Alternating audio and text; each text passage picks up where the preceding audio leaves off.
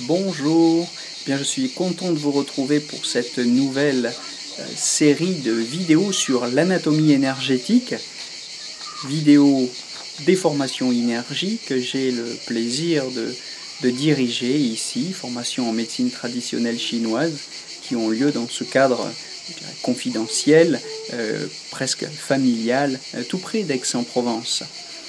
Voilà, alors les cours se restructurent dans la formation énergie et les modules de théorie fondamentale vont insister sur l'anatomie énergétique cette année, qui est indispensable, qu'on veuille devenir acupuncteur ou qu'on s'intéresse simplement à la médecine manuelle ou même à la pharmacopée. Eh bien, ce système des méridiens doit être connu et compris avec autant de détails que possible.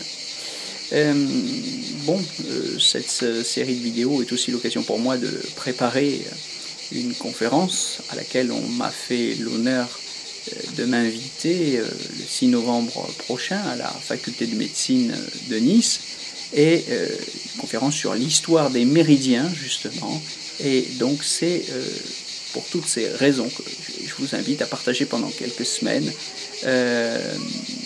un certain nombre d'informations qui, j'espère, vous aideront à clarifier, à avoir une meilleure compréhension du système des méridiens dans la médecine traditionnelle chinoise. Alors, la première des choses à dire, c'est qu'on parle de méridiens. En français, on a un mot. Les Chinois en ont au moins 3. Jing, Mei, Luo. La notion la plus générale, si vous voulez, c'est celle de Mai. Mai, c'est le vaisseau, c'est le véhicule, ce qui transporte, ou ce en quoi circule.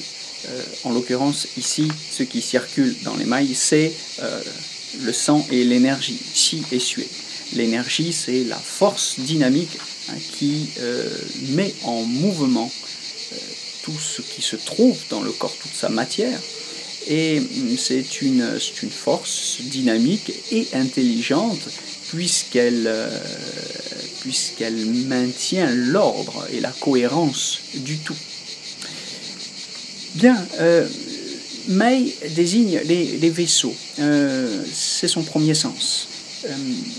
On peut traduire Mei par méridien.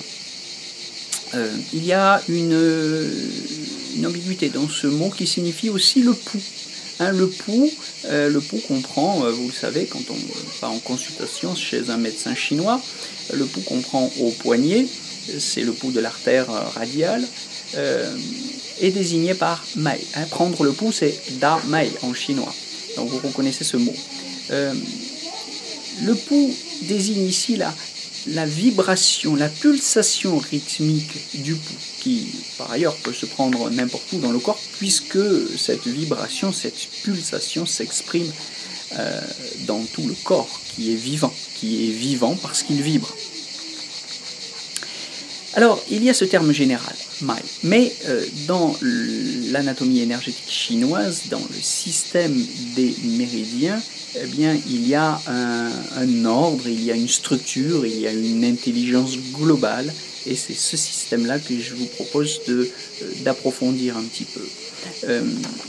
Il y a les Jing d'un côté et les Luo de l'autre. Alors c'est la notion de Jing que, pour ma part, je traduis par méridien proprement dit. Il y a les méridiens proprement dits d'un côté et les Luo de l'autre, c'est-à-dire les voies collatérales ou les ramifications. Je vous propose dans de futures vidéos d'examiner, d'analyser ces notions en détail. Pour le moment, revenons à la notion de méridien, pour dire que Otto-Roche, Solinas, Otto-Roche et Mainville, qui sont l'auteur de cet atlas d'acupuncture chinoise évidemment, donc, qui nous sert de livre de référence dans les formations énergie, cet atlas précise que les 3 fonctions de l'énergie sont les suivantes. D'abord, ils assurent la connexion entre les viscères. Ensuite, ils assurent le bon fonctionnement de chaque partie du corps. Enfin, Ils mettent, troisièmement, en relation les viscères et les membres, le haut et le bas, l'intérieur et l'extérieur. Voilà ce que dit en substance le Haute-Roche, l'atlas d'acupuncture chinoise, concernant les fonctions de ces méridiens. Je résumerai simplement cela en 2 mots, moi plutôt qu'en 3. Les vaisseaux servent à nourrir et à relier. Se nourrir et se relier, vous savez que c'est la devise, c'est un petit peu le slogan des formations énergie, et ce n'est pas sans rapport, évidemment, sans relation avec cette définition des fonctions des méridiens. Voilà, alors je vous remercie d'avoir suivi cette première vidéo. Je vous renvoie à celles qui suivent ou qui suivront sur l'anatomie énergétique. Je vous souhaite de belles études, une belle journée et je vous donne rendez-vous avec le chant des cigales pour la suite de nos réflexions sur l'anatomie énergétique.